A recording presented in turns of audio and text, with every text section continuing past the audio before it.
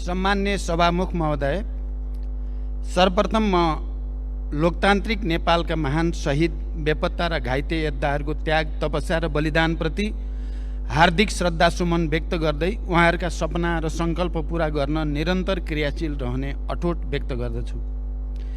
11 पौष 1979 गठन भएको सरकारलाई पुस 26 गते यो सम्मानित संसदबाट अभूतपूर्व विश्वासको मत प्राप्त भएको थियो। त्यस यता सरकार अर्थतन्त्रको पुनरुत्थान, सुशासनको प्रत्याभूति, विकास निर्माणमा तीव्रता, सेवा प्रवाहमा सरलीकरण, सामाजिक न्यायको प्रवर्धन र राष्ट्रिय हितको अभिवृद्धिका लागि इमान्दारीपूर्वक क्रियाशील रहेको यस सम्मानित संसदलाई जानकारी नै छ। यही अवधिमा नेपालको संविधानमा व्यवस्था भए बमोजिम नयाँ राष्ट्रपति र उपराष्ट्रपतिको निर्वाचन अत्यन्तै सौहार्दताका साथ सम्पन्न भएको छ। म उहाँहरू दुवैलाई गरिमामय पदमा नियुक्तिका लागि हार्दिक बधाईसहित सफल कार्यकालको शुभकामना व्यक्त गर्दछु। सभामुख महोदय, फेरि विश्वासको मतका लागि यति छिटै संसदसँग अनुरोध गर्ने अवस्था आउला भन्ने मैले सोचेकै थिइनँ। राजनीतिक स्थिरताको प्रतिबद्धता सहित सरकार गठन गरेका थियौँ। मैले मात्रै होइन, सहयात्री सबै दलका नेताहरूले पनि संसदमा स्थायित्वको वाचा गर्नुभएको थियो। प्रधानमन्त्री र मन्त्रीहरू बीच न ठुला कुनै नीतिगत मतभेद देखिएका थिए, न कार्यशैलीगत मतभेद नै। क्याबिनेट बैठकहरू सधैँ अत्यन्त सौहार्द रहे। व्यक्तिगत सम्बन्धहरू पनि सुमधुर थिए र अहिले पनि छन्। चौतर्फी निराशा र हताशालाई चिर्दै सरकारले एकदमै छिटो जनतामा एक स्तरको आशा जगाएको पनि थियो।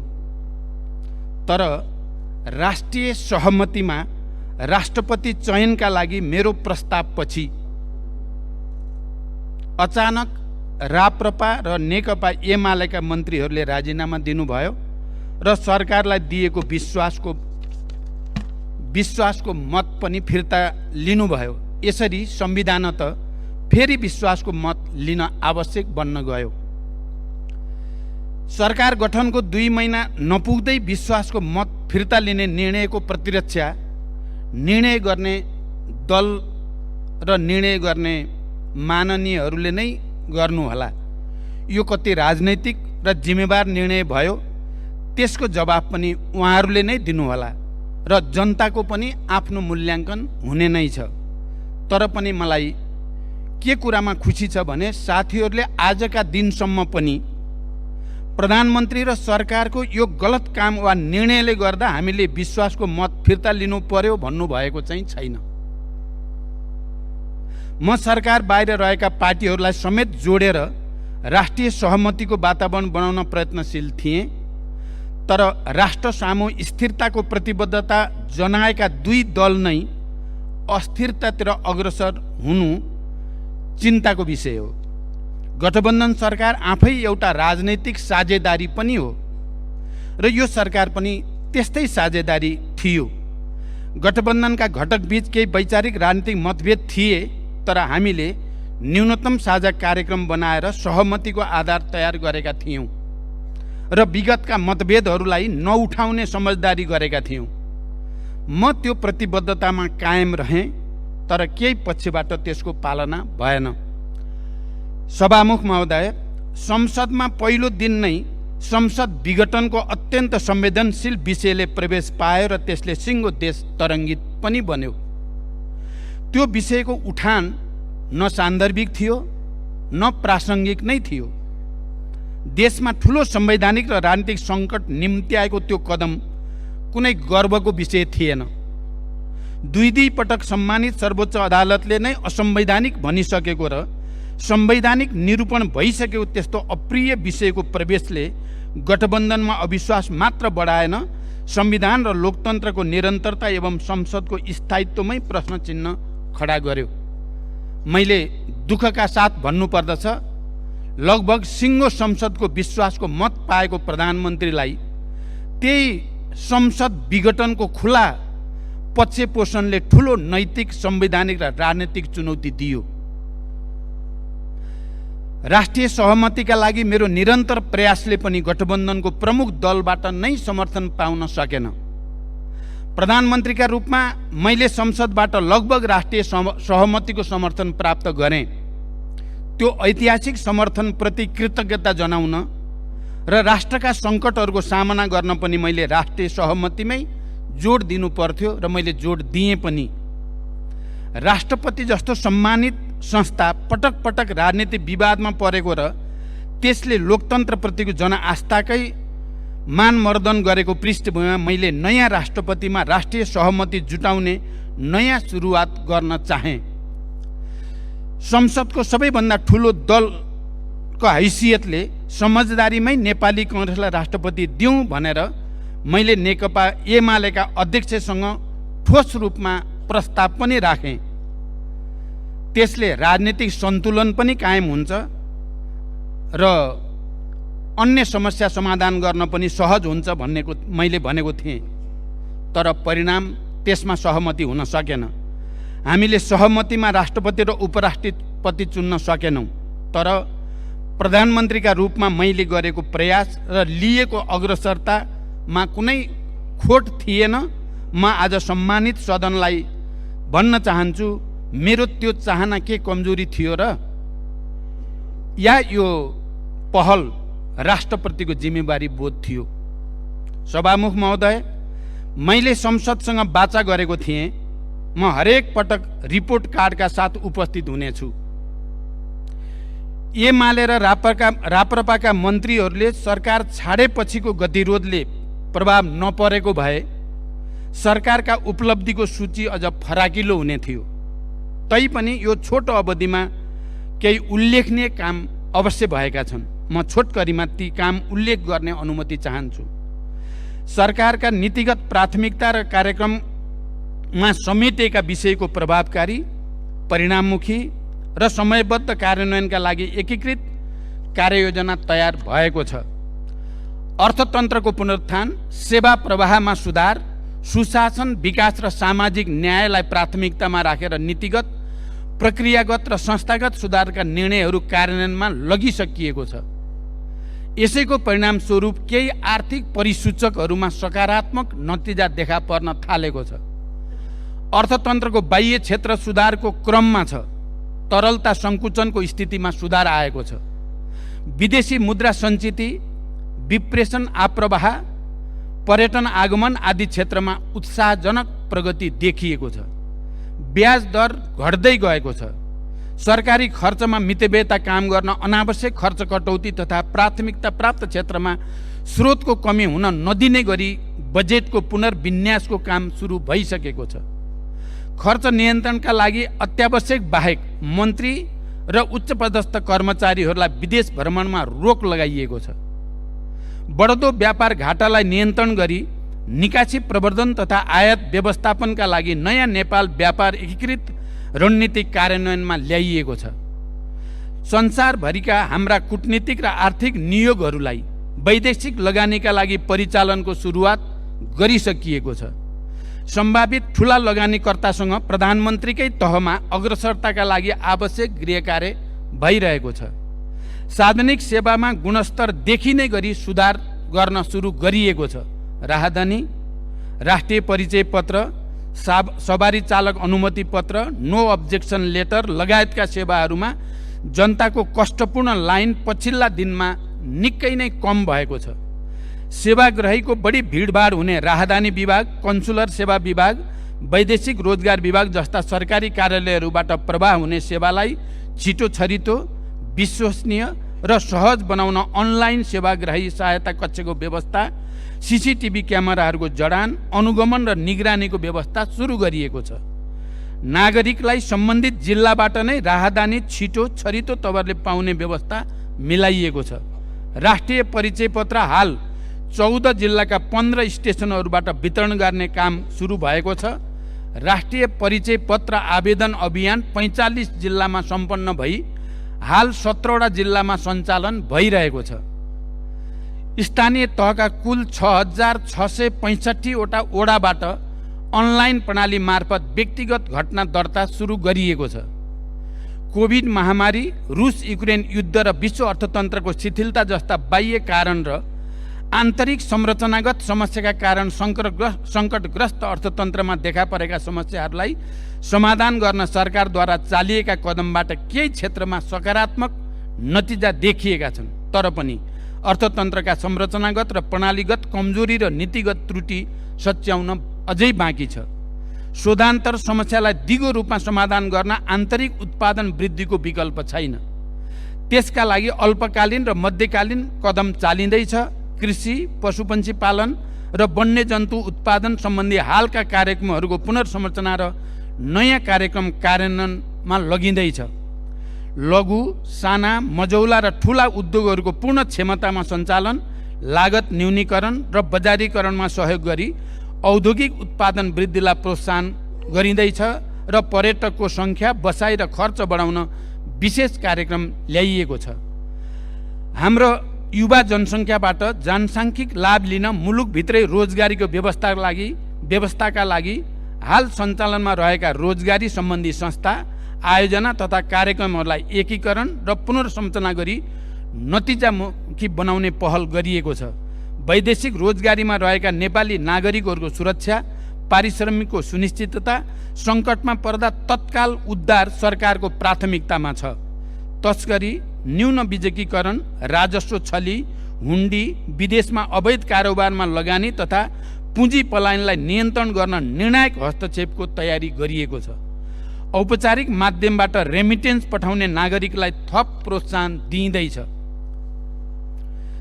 गत आर्थिक वर्षमा झन्डै 3 खरब बराबरको शोधान्तर घाटा र पुँजीगत खर्चमा न्यूनताले वित्तीय प्रणालीमा तरलता अभाव, उच्च ब्याजदर र कर्जा अभाव जस्ता समस्या जन्माए।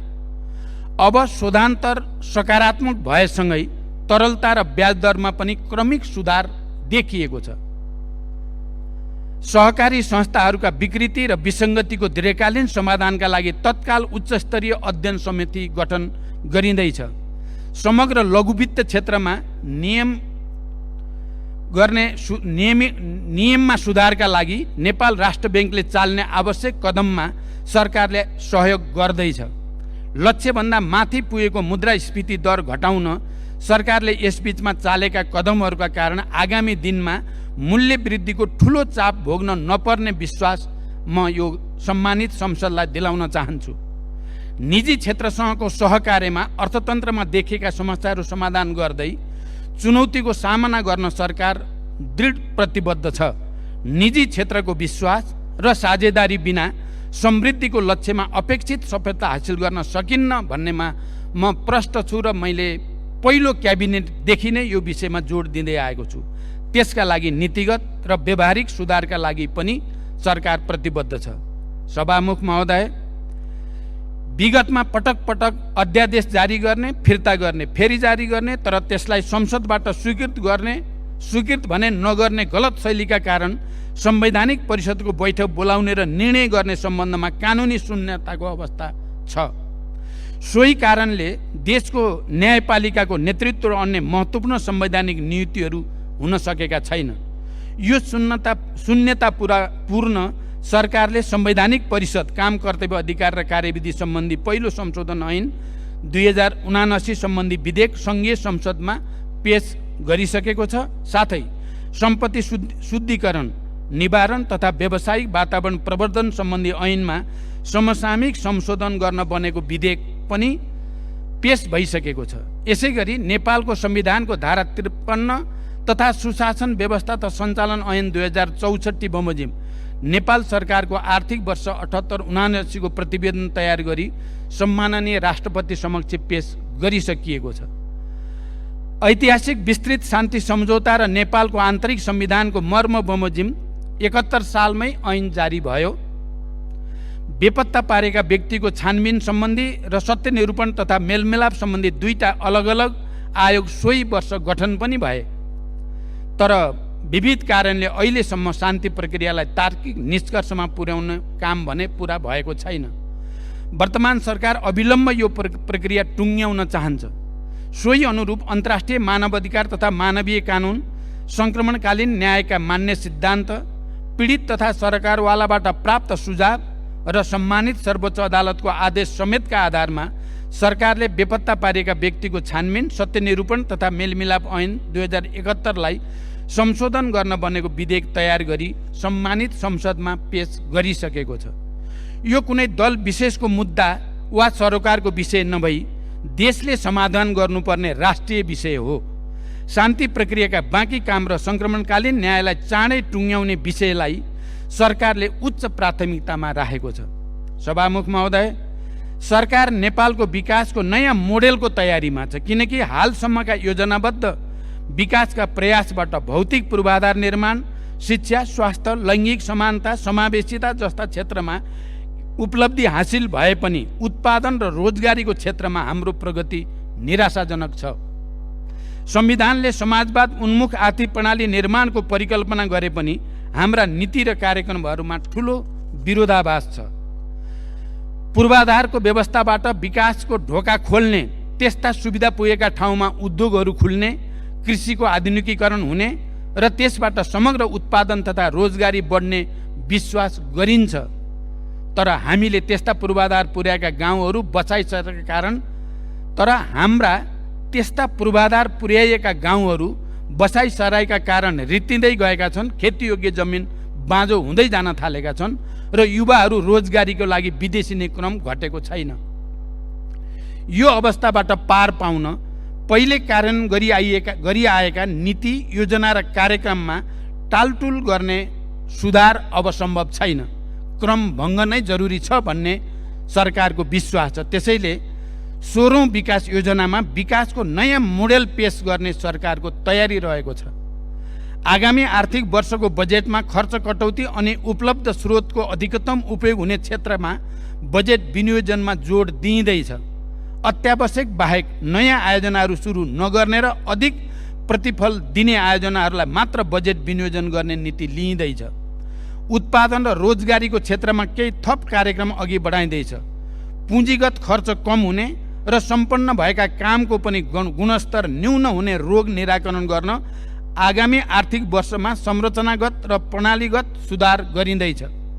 यस कदमबाट बजेटको आकार सानो भए पनि आगामी वर्ष पुँजी निर्माण र आर्थिक क्रियाकलापमा वृद्धि गर्ने कार्यमा उल्लेखनीय प्रगति हासिल हुनेछ र त्यसपछिका वर्षहरूमा उच्च आर्थिक वृद्धिको आधार तयार हुनेछ भन्ने हाम्रो विश्वास छ। सभामुख महोदय, सबै सरकारी सेवाहरूको लागत र समय पनि घटाएर अनलाइन प्रणालीबाटै सबै सेवा चुस्त र सहज रूपमा उपलब्ध गराउन आवश्यक काम भइरहेका छन्। हेलो सरकारलाई थप प्रभावकारी बनाइएको छ र त्यसलाई आगामी दिनमा स्थानीय तहसम्म विस्तार गरिनेछ। नागरिकता सम्बन्धी ऐन, सङ्घीय निजामती ऐन, सङ्घीय शिक्षा ऐनको विधेयकलाई यथाशीघ्र अन्तिम रूप दिई संसद समक्ष पेश गर्न सरकारले यस सम्बन्धी प्राविधिक कामहरू सदनताका साथ अगाडि बढाइरहेको छ।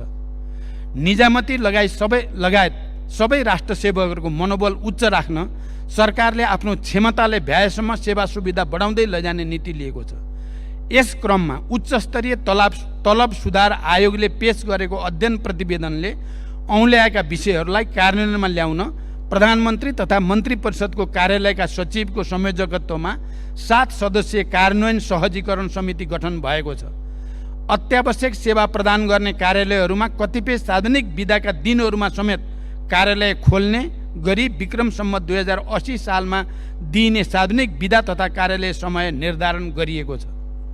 निजामती प्रशासन, सुरक्षा निकाय लगायत सार्वजनिक प्रशासनलाई कम खर्चिलो, चुस्त, जवाबदेही र सक्षम बनाउन एवं 3 तहका सरकारहरू बीचको सम्बन्धलाई संविधानको मर्म र भावना अनुरूप ठिक ढङ्गबाट अघि बढाएर सङ्घीयता कार्यान्वयनमा सहजीकरण गर्ने सम्बन्धमा सुझाव पेश गर्न सरकारले उच्चस्तरीय प्रशासन पुनर्संरचना आयोग गठन गर्दैछ।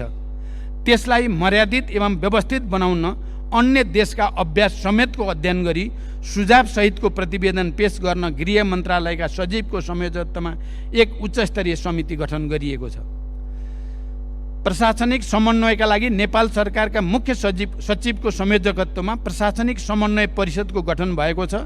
संघीयता कार्यान्वयनमा देखा परेका समस्या समाधान गर्न संविधान र कानुन बमोजिम गठित अन्तर प्रदेश परिषद लगायतका संयन्त्रलाई क्रियाशील बनाउने र गर्न बाँकी कामहरूको सूची बनाई क्रमशः कार्यान्वयन गर्दै जाने दिशामा सरकार अघि बढिरहेको छ।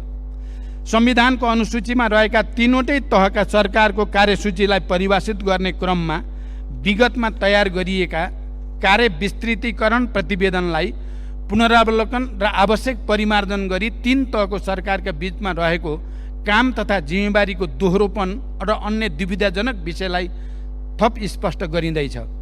सभामुख महोदय, नेपाल सरकार, प्रदेश सरकार र स्थानीय तहबीच प्राकृतिक स्रोतको रोयल्टी बाँडफाँड स्वीकृत गरिएको छ। विकास आयोजना तथा सार्वजनिक निर्माणमा अत्यावश्यक प्राकृतिक स्रोत साधन ढुङ्गा, गिटी, बालुवा आदिको आपूर्तिमा देखेका समस्या समाधान गर्न अनावश्यक दोहन नियन्त्रण गरी दिगो र वातावरण मैत्री हुने गरी उत्खनन र बिक्री वितरण गर्न सहयोग पुर्याउने ढुङ्गा, गिटी, बालुवा उत्खनन, बिक्री तथा व्यवस्थापन सम्बन्धी दोस्रो संशोधन मापदण्ड 79 कार्यान्वयनमा ल्याइएको छ। विकास सम्बन्धी छुट्टै ऐनको विधेयक तयार भइरहेको छ। राष्ट्रिय गौरव लगायतका ठूला परियोजनाहरूको निर्माणलाई निर्धारित लागत, गुणस्तर र समयमै सम्पन्न गर्न बजेट र जनशक्ति अभाव नहुने गरी आवश्यक व्यवस्था मिलाइएको छ। त्यस्ता आयोजनाहरूको स्थलगत अनुगमनलाई तीव्रता दिँदै प्रधानमन्त्री तथा मन्त्री परिषदको कार्यालयबाट आवश्यक निर्देशन, समन्वय र सहजीकरण पनि भइरहेको छ। ठेक्का लिएर काम पुरा नगर्ने, बीचमै काम छोड्ने तथा काममा विलम्ब गर्ने निर्माण व्यवसायहरूलाई सचेत गराइएको छ र बारम्बार म्याद थप्दा पनि काम पुरा नगर्ने व्यवसायलाई कालो सूचीमा पनि राखिएको छ। निर्माण कार्यमा गुणस्तर कायम गर्न अनुगमन तथा प्राविधिक परीक्षणमा तीव्रता दिइएको छ। साथै काम सम्पन्न भइसकेर पनि निर्माण व्यवसायले समयमै भुक्तानी नपाउने समस्यालाई पनि सरकारले गम्भीरतापूर्वक लिएर समाधानमा अगाडि बढिरहेको छ। देशका विभिन्न 8 स्थान औद्योगिक ग्रामको रूपमा घोषणा भएका छन्। चालू आर्थिक वर्षमा उद्योग विभाग अन्तर्गत करिब रु 20 अरब प्रत्यक्ष वैदेशिक लगानीको प्रतिबद्धता प्राप्त भएको छ भने अहिलेसम्म प्रत्यक्ष वैदेशिक लगानी प्रतिबद्धता करिब 4 खरब 40 अरब पुगेको छ। यसै गरी लगानी बोर्ड मार्फत हालसम्म करिब रु 10 खरब 40 अरब लगानी प्रतिबद्धता प्राप्त भएको छ। देशमा हालसम्म जडित विद्युत क्षमता 2632 मेगावाट पुगेको छ भने करिब 96% जनतामा विद्युतको पहुँच पुगिसकेको छ। आगामी आर्थिक वर्षभित्र 100% जनताको बिजुलीमा पहुँच हुनेछ। स्वदेशमा आन्तरिक खपत बढाउँदै बचत हुने विद्युत छिमेकी देशहरूमा निर्यात गर्न पनि सरकारको विशेष प्राथमिकतामा छ। सभामुख महोदय, मलखादमा दिइएको अनुदान लक्षित वर्गसम्म नपुगेको र कतिपय अवस्थामा दुरुपयोग भएको सरकारवालाको चासोपछि यसमा सरकारले पुनरावलोकनको आवश्यकता महसुस गरेको छ। तर पर्याप्त गृह कार्यपछि मात्रै यस विषयमा आवश्यक निर्णय गर्ने गरी आजको क्याबिनेटले हाललाई पुरानै व्यवस्था कायम रहने निर्णय गरेको सम्मानित संसदलाई जानकारी गराउन चाहन्छु। हरेक वर्ष किसानले दुःख पाउने विडम्बनापूर्ण अवस्था अन्त्य गर्दै यस वर्ष समयमै पर्याप्त मात्रामा मलखाद आपूर्ति सुनिश्चित गरिएको छ। उखुको न्यूनतम खरिद मूल्य प्रति क्विन्टल रु 540 कायम गरिएको छ भने गहुँको न्यूनतम खरिद समर्थन मूल्य प्रति क्विन्टल रु 3351 निर्धारण गरिएको छ। कृषकको माग सम्बोधन गर्दै दुधको नयाँ न्यूनतम खरिद मूल्य प्रति लिटर रु 65 निर्धारण गरिएको छ। बर्ड फ्लू रोग नियन्त्रणका क्रममा नष्ट गरिएका वस्तुहरूको क्षतिपूर्ति स्वरूप कृषकहरूलाई राहत प्रदान गरिएको छ। भूमिको वैज्ञानिक व्यवस्थापन र सुकुम्बासीहरूको समस्या समाधानका लागि अहिले भइरहेका प्रयासहरूले छिटै परिणाम दिने विश्वास हामीले लिएका छौँ। सरकारी निकायका वेबसाइटहरू बीच एकरूपता कायम गर्न एकीकृत वेबसाइट व्यवस्थापन प्रणाली विकास गरिएको छ। सार्वजनिक सेवा प्रवाह गर्ने सरकारी कार्यालयहरू बीच अन्तर आबद्धता सुरु भएको छ। आगामी शैक्षिक सत्र अगावै विद्यार्थीलाई पाठ्यपुस्तक उपलब्ध गराउने विषयलाई सरकारले उच्च प्राथमिकतामा राखेको छ। यसै गरी नेपाल सरकारबाट निर्णय भई नेपाल राजपत्रमा प्रकाश हुन बाँकी शहीदहरूको नामावली नेपाल राजपत्रमा प्रकाशन गर्ने प्रक्रिया अघि बढेको छ। कोशी अस्पताललाई शिक्षण अस्पतालका रूपमा विकास गरी पूर्वाञ्चल विश्वविद्यालय अन्तर्गत आङ्गिक मेडिकल कलेजका रूपमा सञ्चालन गर्ने व्यवस्था गरिएको छ। गेटा मेडिकल कलेजलाई शहीद दशरथ चन्द राष्ट्रिय स्वास्थ्य विज्ञान विश्वविद्यालयको रूपमा विकास गर्न मन्त्री परिषदबाट अवधारणा पत्र स्वीकृत भई प्रक्रिया अगाडि बढाइएको छ। सरकारी अस्पतालहरूको स्तरोन्नति गरी न्याम्स अन्तर्गत नयाँ मेडिकल कलेजहरू खोल्न अत्यन्त तीव्रताका साथ गृह कार्य भइरहेको छ। यसबीच पोखरा अन्तर्राष्ट्रिय विमानस्थल सञ्चालनमा आएको छ भने विभिन्न विमानस्थलको स्तरोन्नति भइरहेको छ। राष्ट्रको आत्मबल र सम्मान बढाउने खेलाडीहरूलाई प्रोत्साहित र पुरस्कृत गरिएको छ। रङ्गशाला निर्माणलाई पनि गति दिइएको छ। वैदेशिक रोजगारीमा जान चाहने श्रमिकहरूले अनलाइन माध्यमबाटै श्रम अनुमतिका लागि आवेदन गर्न सक्ने तथा उनीहरूलाई अनलाइन माध्यमबाटै श्रम स्वीकृति दिने प्रणाली सञ्चालनमा आएको छ। रोजगारदाता कम्पनी र श्रमिक बीच भएको कार्य सम्झौताको आधारमा पुरै कार्य अवधिको लागि कार्य अनुमति दिने व्यवस्था कार्यान्वयनमा ल्याइएको छ। वैदेशिक रोजगारीमा रहेका श्रमिकहरूले श्रम अनुमतिको अवधि समाप्त भएपछि नेपाल नआइकनै सम्बन्धित देशमा नेपाली राजदूतावासहरूबाट नै पुनः श्रम स्वीकृति लिन सक्ने व्यवस्था प्रारम्भ गरिएको छ र यो व्यवस्थाबाट लाखौँ नेपालीहरू लाभान्वित हुने विश्वास लिएको छ। स्वदेशी औपचारिक तथा अनौपचारिक एवं स्वरोजगारका क्षेत्रमा संलग्न र वैदेशिक रोजगारमा गएका व्यक्तिहरूलाई समेत सामाजिक सुरक्षा कोषमा आबद्ध गराउने प्रक्रिया सुरु भएको छ। आर्थिक वर्षको माघ मसान्तसम्म कुल रु 690 अरब विप्रेषण आप्रवाह भएको छ। यस अवधिमा छिमेकी मुलुक लगायत सबै मित्र राष्ट्रहरूसँग पारस्परिक समानताको आधारमा असल र मैत्रीपूर्ण सम्बन्ध कायम गर्न जोड दिइएको छ।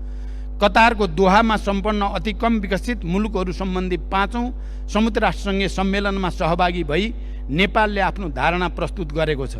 त्यस क्रममा अति कम विकसित मुलुकबाट स्तरोन्नति हुँदा नेपाल लगायत अति कम विकसित देशहरूको राष्ट्रिय अर्थतन्त्रमा पर्न सक्ने असरलाई न्यूनीकरण गर्न अन्तर्राष्ट्रिय समुदायले उपलब्ध गराउनुपर्ने आर्थिक र प्राविधिक सहयोगका विषयमा ध्यानाकर्षण गरिएको छ। सभामुख महोदय, महिला सशक्तिकरण तथा युवा रोजगारी र उद्यमशीलता विकासका लागि विभिन्न कार्यक्रमहरू कार्यान्वयनमा ल्याइएका छन्। सामाजिक न्याय र समावेशी विकासका कार्यहरूले गति लिन थालेका छन्। विपन्न, पिछडा वर्ग, लोपोन्मुख जाति र सीमान्तकृत समुदायको संरक्षण र विकासका लागि लक्षित कार्यक्रमहरू सञ्चालन गरिएको छ। यसबीचमा विश्व ब्याङ्कबाट विद्यालय क्षेत्र रूपान्तरणको लागि 120 मिलियन अमेरिकी डलर बराबरको सहुलियतपूर्ण ऋण स्वीकार गर्न सैद्धान्तिक सहमति दिइएको छ। नेपाल स्थानीय पूर्वाधार सहयोग कार्यक्रमका लागि बेलायत सरकारबाट करिब 14 अरब 31 करोड अनुदान सहायता उपलब्ध हुने भएको छ। नेपाल गुणस्तरीय स्वास्थ्य सेवा प्रणाली कार्यक्रमको लागि विश्व ब्याङ्कबाट 100 मिलियन अमेरिकी डलर सहुलियतपूर्ण ऋण तथा 3.84 मिलियन अमेरिकी डलर अनुदान सहायता स्वीकार गर्न सैद्धान्तिक स्वीकृति दिइएको छ।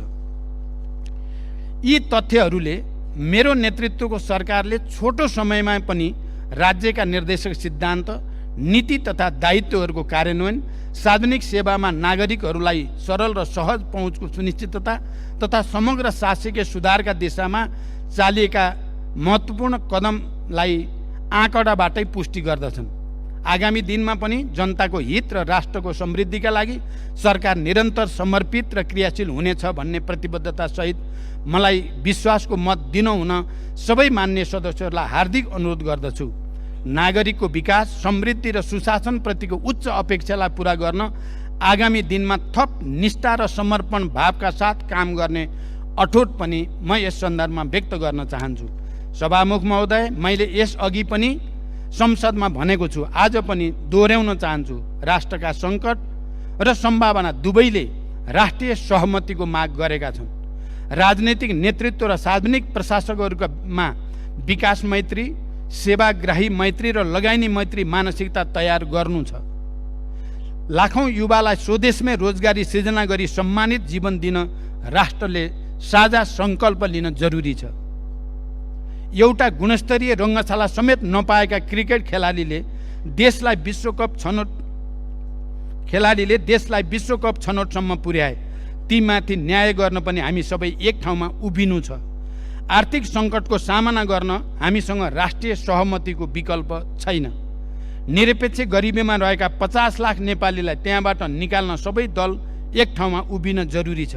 राष्ट्रियता, राष्ट्रिय सुरक्षा, परराष्ट्र सम्बन्ध, प्रमुख आर्थिक विषय एवं रणनीतिक पूर्वाधार लगायतका राष्ट्रका आधारभूत विषयहरूमा पनि मैले राष्ट्रिय सहमतिको विकल्प देखेको छैन। राष्ट्रिय स्वाधीनता, राष्ट्रिय हित र स्वाभिमानलाई उच्च प्राथमिकता दिँदै छिमेकी र बाँकी विश्वसँग असंलग्न परराष्ट्र नीति अन्तर्गत आत्मसम्मानपूर्ण सम्बन्धका लागि राष्ट्र एकताबद्ध हुनु छ। शान्ति प्रक्रियालाई निष्कर्षमा पुर्याउन पनि मैले आम सहमति अनिवार्य देखेको छु।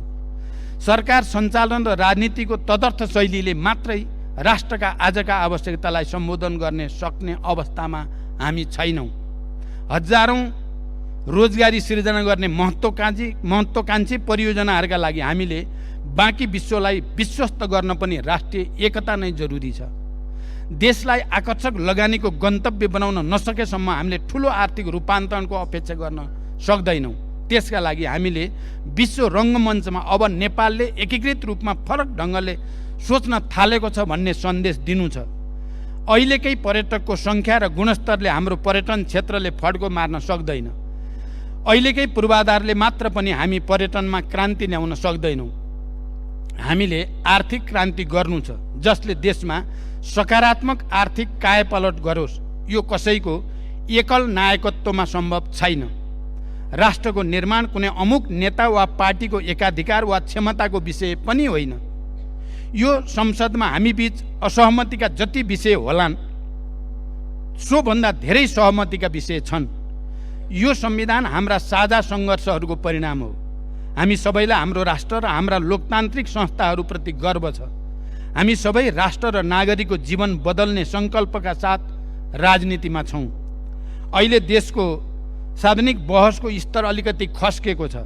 समाधान होइन दोषारोपणमा रमाउने प्रवृत्ति देखिँदैछ।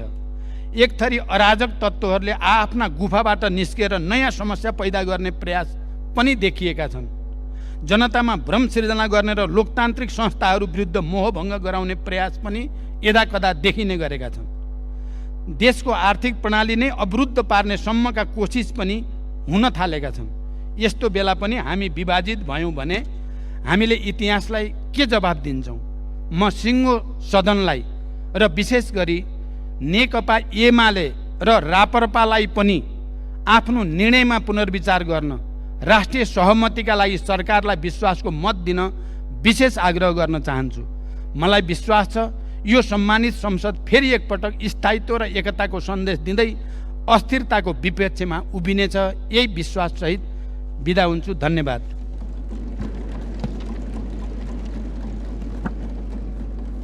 अन्त्यमा सम्माननीय सभामुख महोदयको अनुमतिले नेपालको संविधानको धारा 100 को उपधारा 2 बमोजिम प्रतिनिधि सभाबाट विश्वासको मत प्राप्त गर्न प्रतिनिधि सभा नियमावली 2075 को नियम 152 को उपनियम 4 बमोजिम प्रस्ताव प्रस्तुत गर्दछु।